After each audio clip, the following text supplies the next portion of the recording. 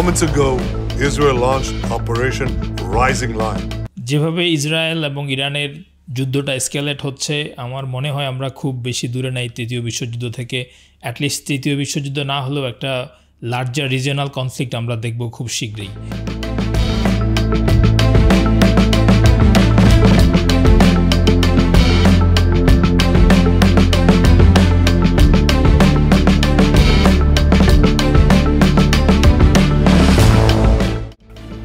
Life will become bitter for them, without doubt.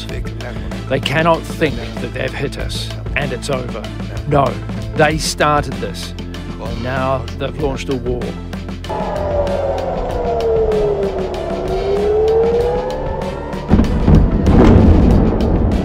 গত 2 মাস ধরে ইরানের সাথে আমেরিকার নিউক্লিয়ার ডিল নিয়ে কথা হচ্ছিল, মানে বেশ কয়েকটা সিটিংয়ে ওরা দিয়েছে, কিন্তু এই কথা চলাকালীন অবস্থায় ইসরায়েল কিভাবে আবার অ্যাটাক করলো।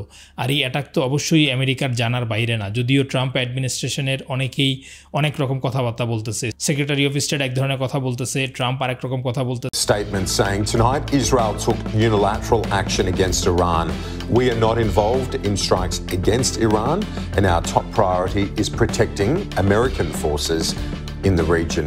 বাট আসল কথা হচ্ছে এই লেভেলের অ্যাটাক ইসরায়েল আমেরিকার সাপোর্ট বা গ্রিন সিগন্যাল ছাড়া করবে না। এটা ইসরায়েলি বিভিন্ন মিডিয়ায় চলে আসছে, যদিও ট্রাম্প একবার এক কথা বলতেছে।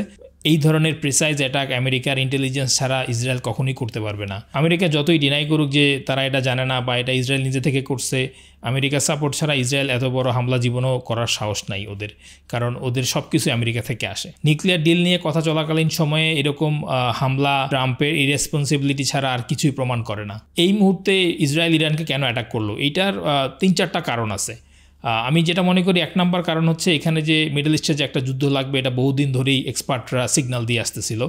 এখন মিডল ইস্টে আমেরিকার সবচেয়ে বড় শত্রু ইরান, আর সবাই মোটামুটি লাইনে চলে আসছে, তাদের কথাবার্তা শুনে চলে, তাদের মতো করে চলে, নিয়ন্ত্রণ করতে পারে।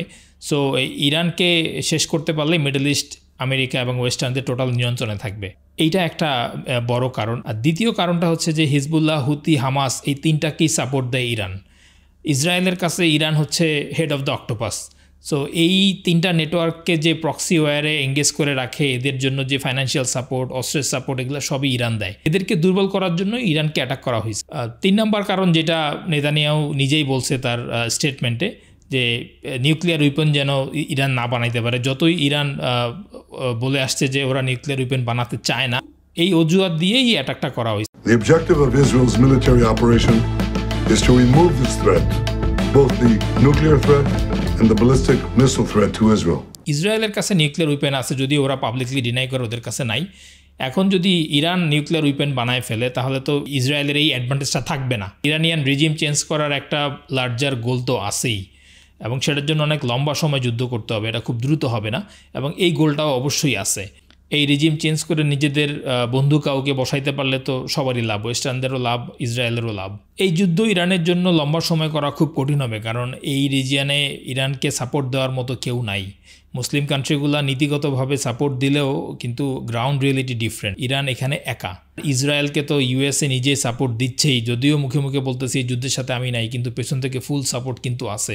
অলরেডি এয়ারক্রাফট ক্যারিয়ার ইসরায়েলের কাছাকাছি চলে আসছে। নেতানিয়াহু যেই জিনিসটা করার চেষ্টা করবে সেটা হচ্ছে যে ইরানের মধ্যেই যদি কোনো বিদ্রোহী গ্রুপকে ওরা উস্কে দিতে পারে কোনোভাবে, তার কাজটা অনেক সহজ হয়ে যাবে, সেটারও একটা সম্ভাবনা আছে।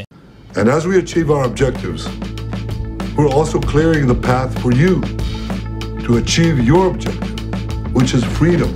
The Islamic regime, which has oppressed you for nearly 50 years, threatens to destroy my country, the state of Israel.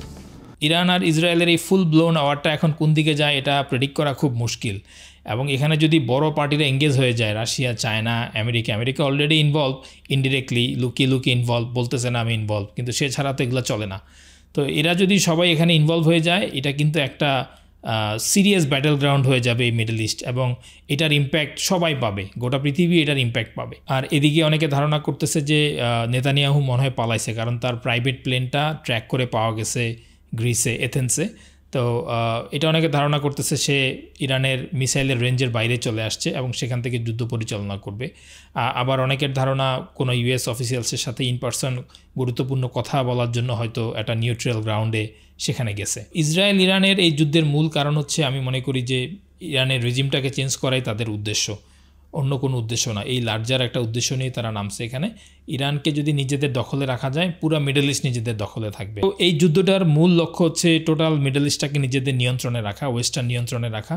কারণ মিডল ইস্ট নিয়ন্ত্রণে থাকলে তেল গ্যাস তাদের নিয়ন্ত্রণে থাকবে, সিম্পল।